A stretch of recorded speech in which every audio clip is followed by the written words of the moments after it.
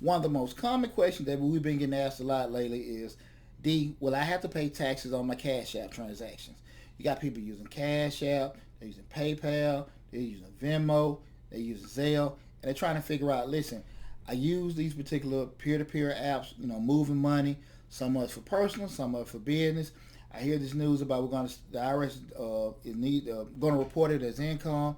I need to know exactly what am I going to get taxed on, what's going to get reported. Please explain to me.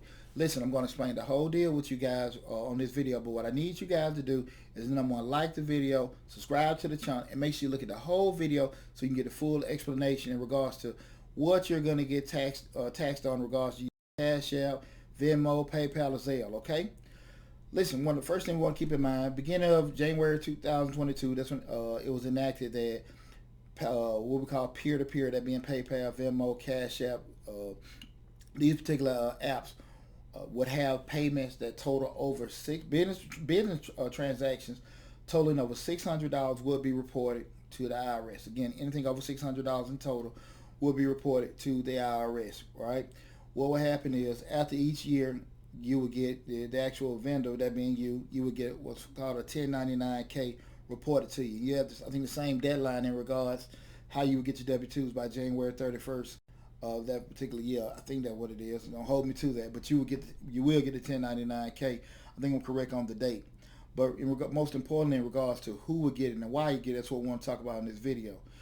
The question get asked a lot to us is that what determines what's getting reported? Because if it's not business related, why is the IRS receiving it? Okay, because most people that use it may, if you have a particular business, you can use these particular apps. Sometimes, majority of the time, you may use it for business, but then sometimes you may use it for personal reasons. So what determines that? Okay, because the question is asked, are personal transactions reported to the IRS? And the simple answer is no.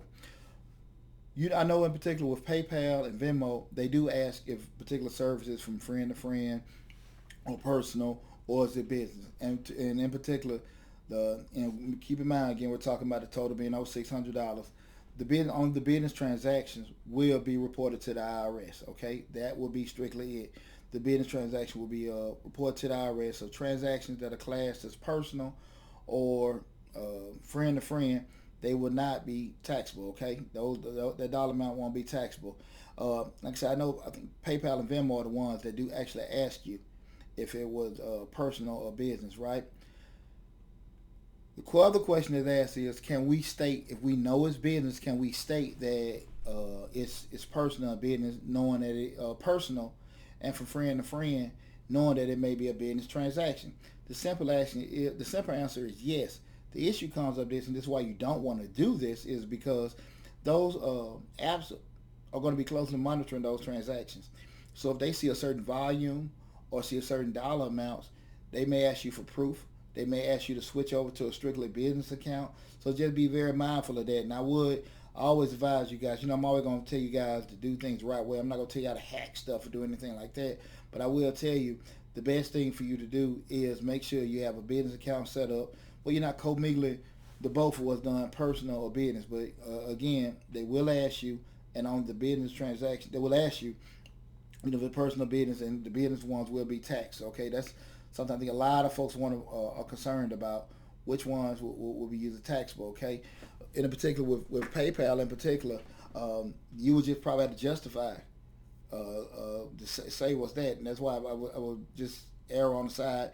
If you have a a Cash App account rather, that you just have to explain that these are personal business. The best advice I can give you, just have your business Cash App and have your separate personal Cash App, okay? So you don't have to go through too much explaining, because you can make things a whole lot more difficult for you than it necessarily has to be.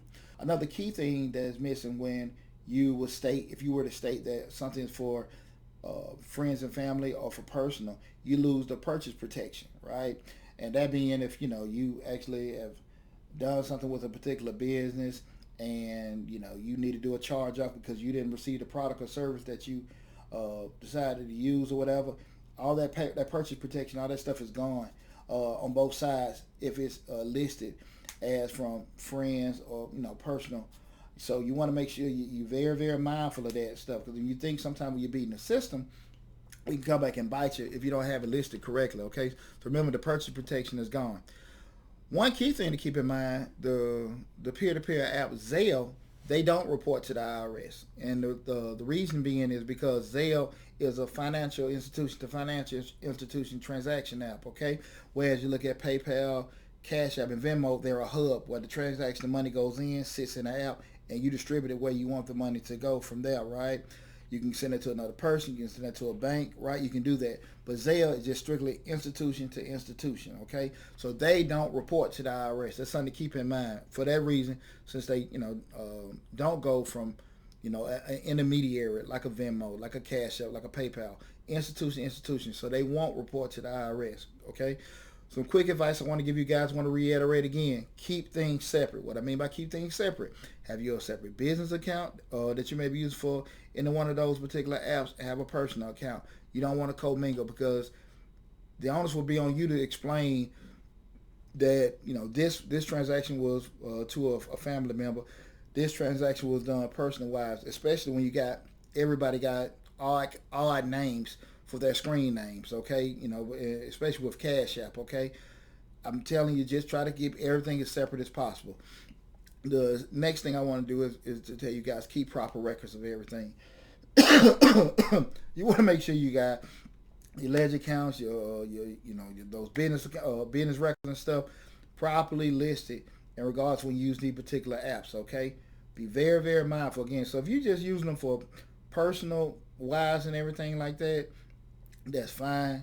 Just you have to keep it that way, but be mindful. You could get asked, depending on if it's a dollar amount, or this not to scare you with using it, but I just want to put that out there that certain things can be asked depending on if it's a certain dollar amount of a certain volume. Okay, so just be very, very mindful of that. Okay.